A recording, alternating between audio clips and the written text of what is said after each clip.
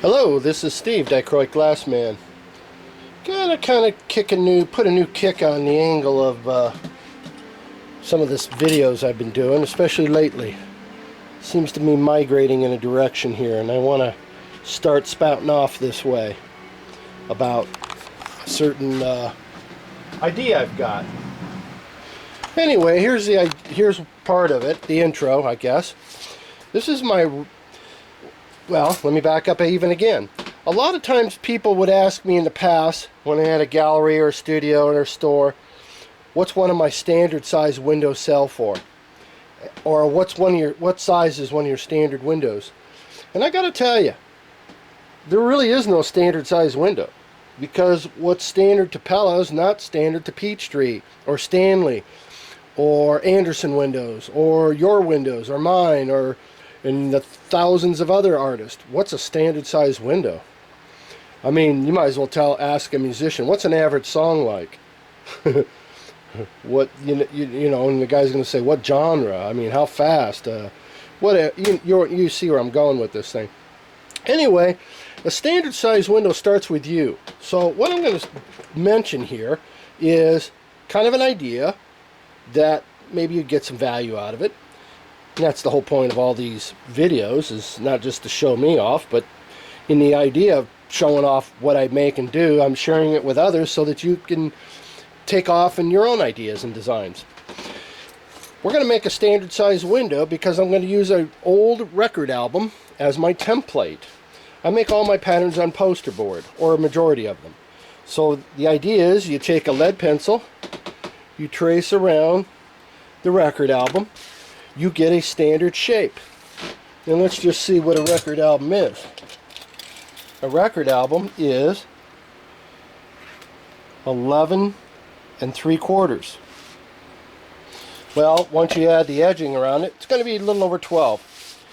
But what's to say, as we take this record album, you can find a record album in a garage sale, or if your buddies finds one or two, tell them to send you one. N45s too, they make excellent sized drawing templates. So here's a piece of poster board with 3 patterns on it. In the next video I'm going to show you these 3 done, polished and ready to rock and roll, hang and everything. This video here is to just begin this dialogue of making a standard window. So I took spare bevel parts. I got lots of spare bevels. So I just took these bevels and decided to start laying them out. This one was really cool. It's kind of pretty, Dutch, kind of looking Pennsylvania Dutch-ish. Maybe that one too. So I started making my own designs. Well, once I'm done with the bevel, well, what am I supposed to do with this? Somebody else could take the same pattern, and instead of this being a bevel or this, they can cut it out of red glass, blue glass, black glass, green, what have you. You don't have to have a bevel to make a window that initially was done with a bevel. But let's get back to this standard window. Let's just say that your studio, or you, starting to become standardized, and only in the idea of creating a standard. Just creating a standard to begin with. Let's just say you have the disc, the 12-inch disc of the month club. And every month you feature a new disc inspired by a record album size, your standard album. Let's just say you take an album and you want to make a 15-inch disc. So every month you feature this disc or that disc, the small disc of 12-inch, a larger at 15, maybe one at 18. And now you're creating a standard size window. But it was inspired through a record album. Wouldn't it be kind of cool? So you send out a newsletter, disc of the month.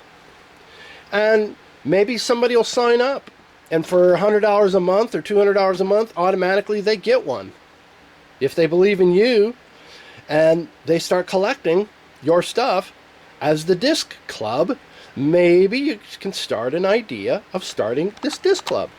Kind of like Franklin Mint and all that kind of stuff. Automatically, your fan is going to get a panel of the month. Woohoo! Maybe I should even do this. Wow. What an incredible idea. Now that individual might not care for that green one they got that month, or they can go in and order the color combination to be a little bit involved with it, and then maybe they'll just take that panel and give it away, re-gift it, Christmas time, birthday, anniversary. Well, maybe you can sell a plan for a year and give them a heck of a deal and say, hey, for $1,000 up front, I'll give you 2 months free of panels.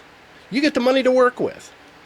You get money in hand, half down, or then halfway through the year you get the rest, or whatever arrangement. I'm just coming up with some creative ideas.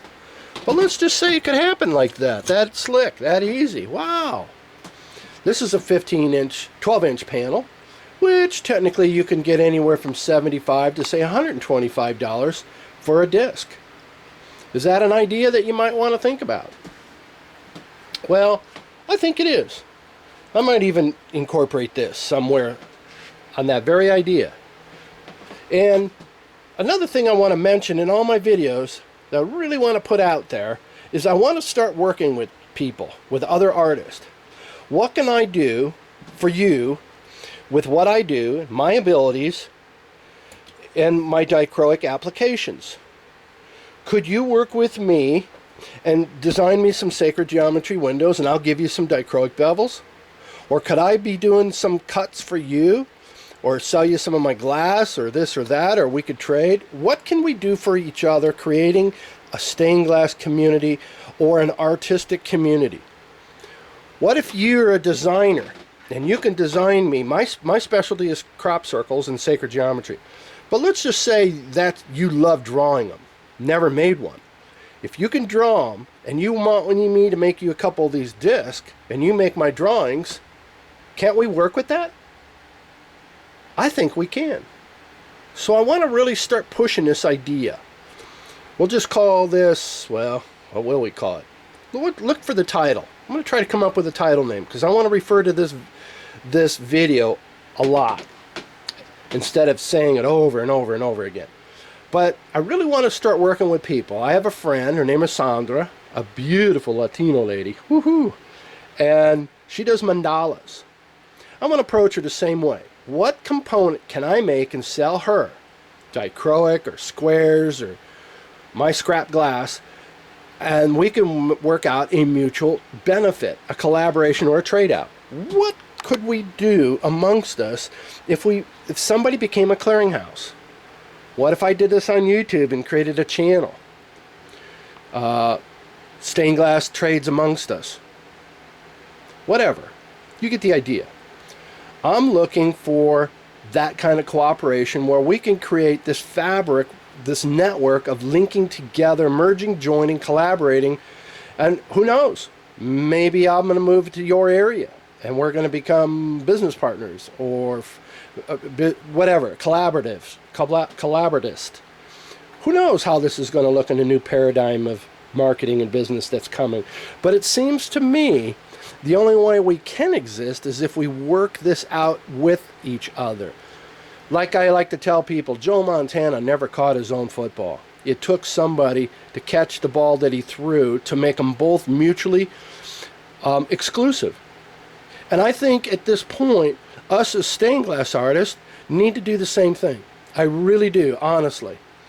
And I'm not afraid. I don't have nothing left to prove. My ego doesn't need to be boosted and boasted for self-edification purposes. I think I could rant on with more videos along this line. I'm really looking for some feedback from you. Really want to talk about this idea of what can you do for me? What can I do for you? What can we do for each other? What could somebody seeing this dialogue passing over a blog or a screen benefit by hearing that dialogue? What can we do for each other? I'm going to turn this upside down. My video is almost running out.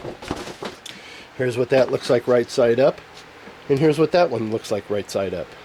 Anyway, again, let's talk about this. I really want to go this direction on the website as well. What can we do for each other? I've got all kinds of things, all kinds of ideas, and I'm sure you do too. Let's talk. Steve, Dichroic Glassman, looking forward to hearing from you. Positively. Let's go. Let's get her going. Let's get her done, as the goofy guy says. Bye-bye.